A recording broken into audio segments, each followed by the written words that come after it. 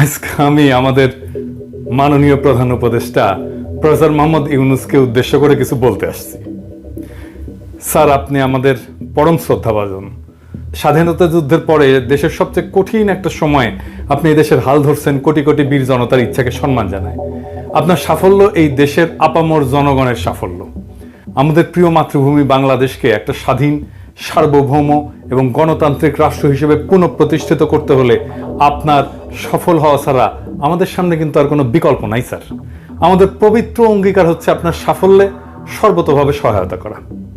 আমি সম্প্রতি বলছি যে দেশে এখন যেহেতু কোনো বিরোধী দল নাই, সেহেতু আমরাই একটা গঠনমূলক বিরোধী দলের ভূমিকা পালন করার চেষ্টা করব, অনেকটা শ্যাডো ক্যাবিনেটের মতো।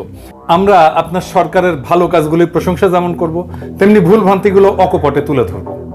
আশা করি আমাদের এই সমালোচনাকে ভুল না বুঝে ইতিবাচকভাবে নেবেন।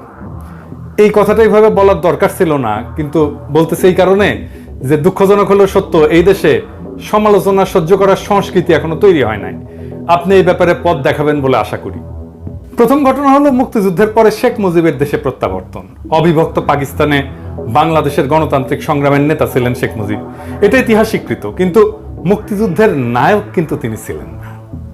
যুদ্ধের 9 মাস দেশে যে বৈপ্লবিক পরিবর্তন হয়ে গেছে সে সম্পর্কে তার বিন্দু মাত্র কোনো ধারণা ছিল না। তিনি যে অবস্থায় দেশ ছেড়ে গেছিলেন, ফিরে আসার পরে বাংলাদেশ আর সেই দেশ ছিল না, কারণ তার মাঝখানে একটা মহান মুক্তিযুদ্ধ ঘটে গেছে। অনেক রক্ত, অনেক আত্মত্যাগ, অনেক যুদ্ধ, অনেক কষ্ট, অনেক বেদনা, দেশ ত্যাগ, এই সমস্ত কিছু এই সময়ের মধ্যে ঘটে গেছে। তিনি সে বিপ্লবকে ধারণ করতে পারেননি, শুনতেও চাননি কি হয়েছিল, কারা করছিল, কেন করছিল, কিভাবে হয়েছিল, শুনতে চাননি।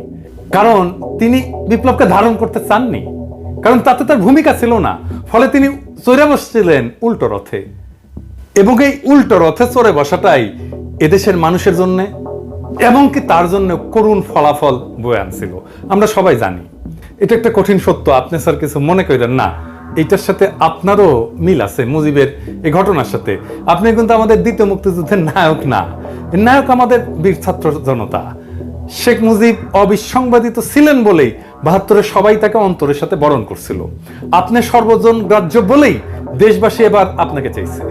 আমরা আশা করব আপনি মুজিবের মতো ভুল করবেন না। আপনিও যখন বিপ্লব ঘটে আপনি দেশে নাই, আপনি প্যারিসে। আপনি আসছেন বিপ্লব বিজয়ের পরে। তাইলে আপনাকে এখন কি করতে হবে? আপনাকে করতে হবে আমাদের দ্বিতীয় স্বাধীনতার বৈপ্লবিক মর্ম আত্মস্থ করে পুরনো ঘুণে ধরা ব্যবস্থা ধ্বংসস্তূপের উপরে একটা প্রকৃত গণমুখী রাষ্ট্র ব্যবস্থা গঠনের দুরূহ কাজটার উদ্যোগ নেওয়া।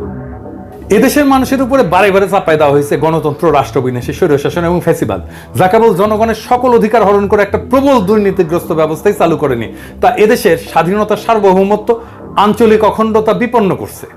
আমাদের প্রত্যাশা আপনি এই স্বৈরশাসন এবং ফ্যাসিবাদের জানাজা পড়বেন এবং দাফন করবেন, যাতে আর কোনোদিন তা বাংলাদেশের পূর্ণ মাটিতে ফিরে আসতে না পারে।